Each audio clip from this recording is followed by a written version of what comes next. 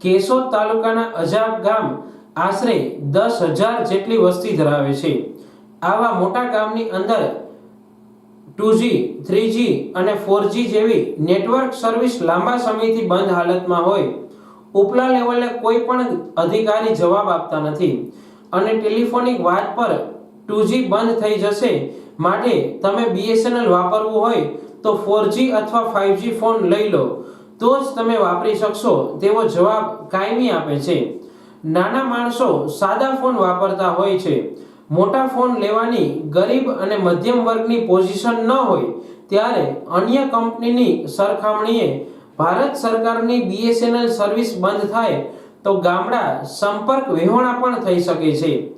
અજાબ ગામની અંદર BSNL building પણ જર્જરિત હાલતમાં છે જે ગામની વચ્ચોવચ આવેલું છે।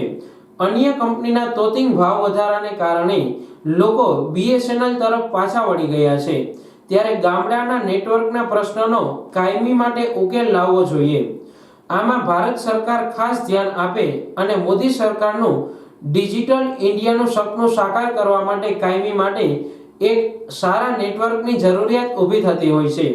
અહીં નેટવર્કની સુવિધા છે જ નહીં, ખાસ કરીને ગ્રામ પંચાયત, અન્ય સ્કૂલો, બેંકો વગેરે જેવી સંસ્થાઓમાં નેટવર્કનો વધારે પ્રમાણમાં પ્રોબ્લેમ આવે છે ત્યારે વહેલામાં વહેલી તકે અજાબ ગામમાં તાત્કાલિક ધોરણે નેટવર્કનો પ્રશ્ન કાયમી માટે નિરાકરણ આવે તેવું લોકો ઈચ્છી રહ્યા છે।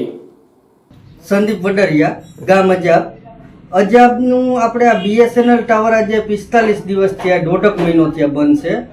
અધિકારીઓને કોઈને કહીએ તો કંઈ જવાબ દેતા નથી અને અત્યારના આધુનિક યુગમાં મોદી સરકાર જે ડિજિટલાઇઝેશન કરવા માગે પણ ગામડાની પરિસ્થિતિ એવી છે કે પૂરતું નેટવર્ક જ નથી। અત્યારે આઈડિયા, વોડાફોન, એરટેલ જેવી કંપની ભાવ વધારાને હિસાબે અત્યારે લોકો BSNL તરફ વળ્યા છે છતાં પણ BSNL કોઈ પ્રકારનું ધ્યાન આપતી નથી અને અજાબ ગામની અંદર આપણે BSNLનું નેટવર્ક અવારનવાર બંધ હોય છે।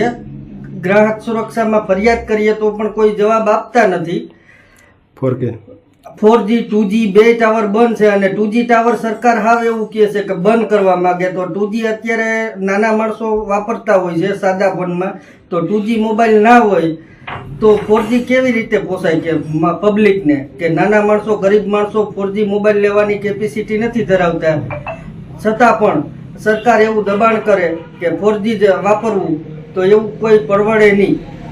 આ અમારી નોંધ સરકાર શ્રી પાસે પહોંચે એવી નમ્ર અપીલ।